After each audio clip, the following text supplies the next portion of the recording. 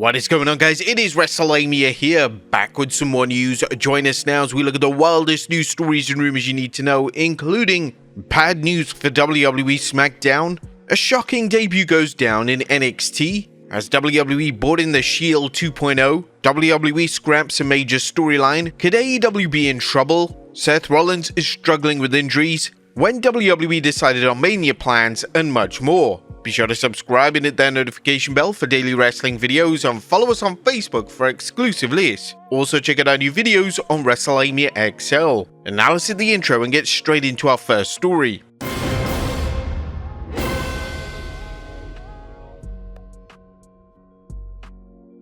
Our first story looks at, bad news for WWE Smackdown. Now, our top story today takes a look at a rather interesting development when it comes to the Smackdown brand. Now, it turns out that the Blue brand has a new lead writer, and according to PW Insider, the lead writer is none other than Road Dogg. PW Insider reported WWE Hall of Famer Road Dogg Brian James has been named the new co-lead writer for the Smackdown brand. PWInsider.com can exclusively confirm.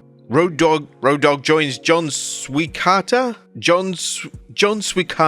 in the heading for the creative brand. Yeah, that's right, John Swicarta. Now, this report has already received widespread attention on social media. Road Dogg was previously the head writer for SmackDown in 2017, and the product, wasn't really well received to say the very least. Road Dogg himself had a real bad habit of arguing with fans on social media during this time, and it was definitely a tough time to be a fan of the WWE product. Hopefully, with Triple H still overseeing Road Dogg, a similar problem doesn't occur. Now, it goes without saying that the SmackDown product has been received somewhat poorly in 2025, and WWE definitely have work to do when it comes to the 3-hour broadcast. Adding an extra hour to the show should have enhanced storylines and allow more talent to be showcased, but that's not what's happening right now. These shows, particularly a 3-hour one, should feel huge, especially with WWE being just 9 weeks away from WrestleMania. But SmackDown is seriously missing that spark that makes Mania season so compelling as a viewer. Let's hope things change for the better.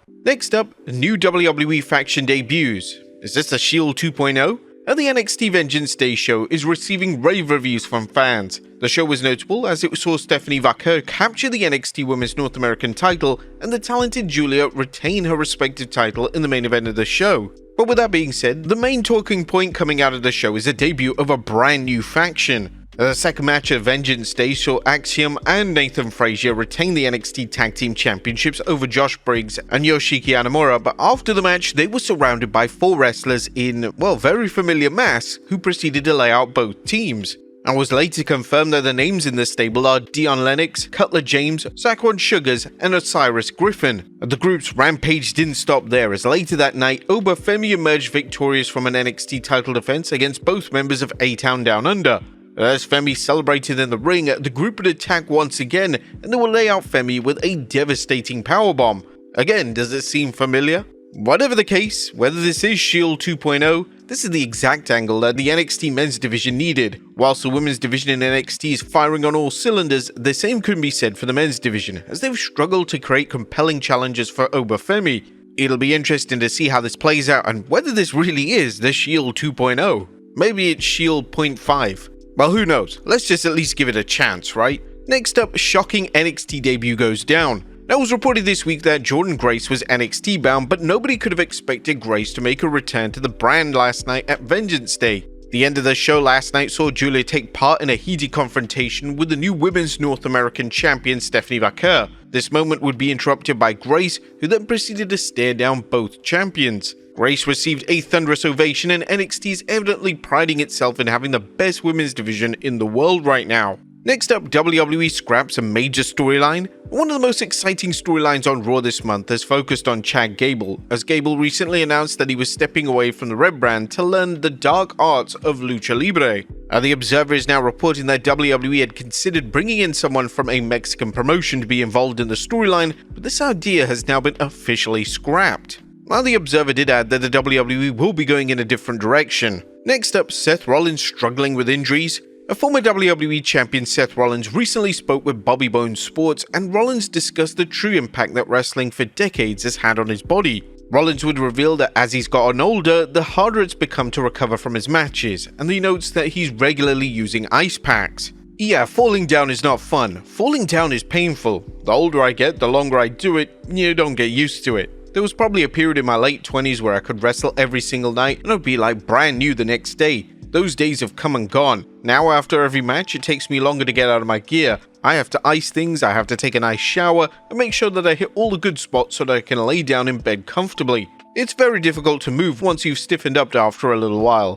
Whilst Rollins may be consistently banged up, he had direct praise to WWE's medical team, who he has full trust in. They understand my body, they understand my complaints. If it's your neck, let's look at it. If it's your hips or something, okay, well, we can work through that. They know where I'm at. It's just a matter of trusting the team that you've got in place and understanding your body. And Rollins is set for a hectic month ahead as he's set to work with a world champion Gunther during the WWE's tour of Europe, as well as step foot in the Elimination Chamber match on March 1st. Next up, WWE teasing a new John Cena angle. Could WWE be teasing a new angle when it comes to John Cena? Since Cena simply declared himself for the Elimination Chamber match, numerous wrestlers in the chamber itself have come forward to take issue with the fact that Cena really didn't have to earn his spot. Drew McIntyre and CM Punk have both made comments regarding this, and now Seth Rollins is the latest to do so. During his appearance on Bobby Bones Sport, this is what Rollins had to say. CM Punk's in the chamber, John Cena's in the chamber. Cena just said, I'm in, I'm doing it, I'm not qualifying, I'm John Cena.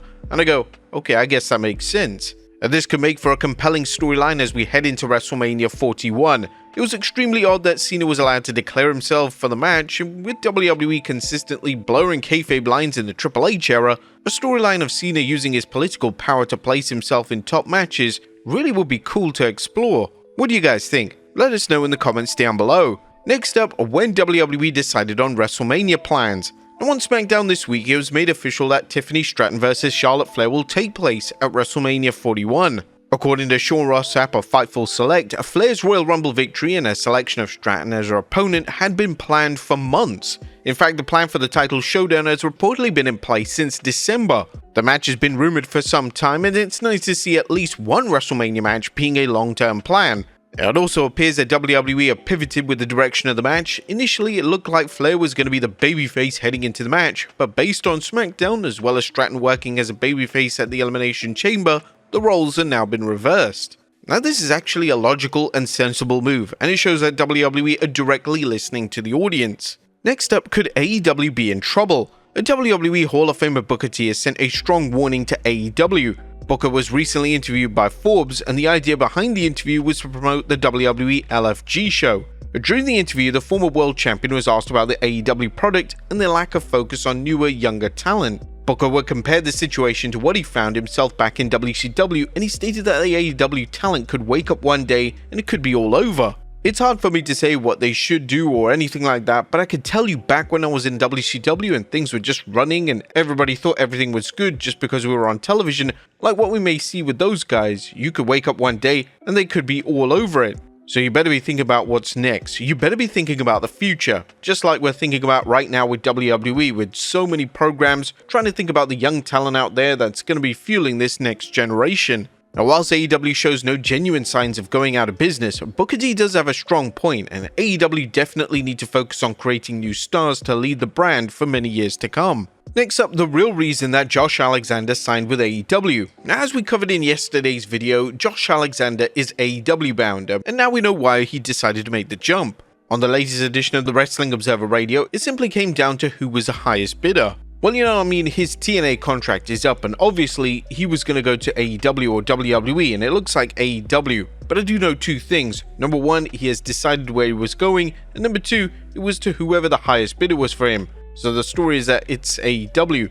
But I know those two were the two key decision points. Providing the best for his family was key, and you know, somebody offered a better deal than the other, and that's the one he took. Now, they emphasized that Alexander's priority was providing for his family, and this naturally led to him signing for Tony Khan's promotion. He made the right decision for him at this stage of his life, and it's not a decision over who he thought was, it may be who he thought was a better fit for his matches as well, maybe, but the key to the decision in this case was the family and going to the, essentially the highest bidder. So that was what was happened, but both sides were interested. And many congrats to Alexander for signing for AEW, and we can't wait to see him grace the screen once again. And finally, Triple H honored. Our final story takes a look at some great news for the head of WWE Creative, Triple H. Yesterday, the game took to his social media channels to announce that they had been formally acknowledged by the Connecticut State Assembly. An honor to receive. Thank you to all in the Connecticut State Assembly for the recognition and the excitement around this year's WrestleMania. This has been a great month for the game, as it was formally announced that he would be inducted into the Hall of Fame, and now he's being celebrated by his build state. But there you have it, folks, the wildest news stories and rumors you need to know. Be sure to leave your comments down below, and I'll see you next time with some more wrestling content.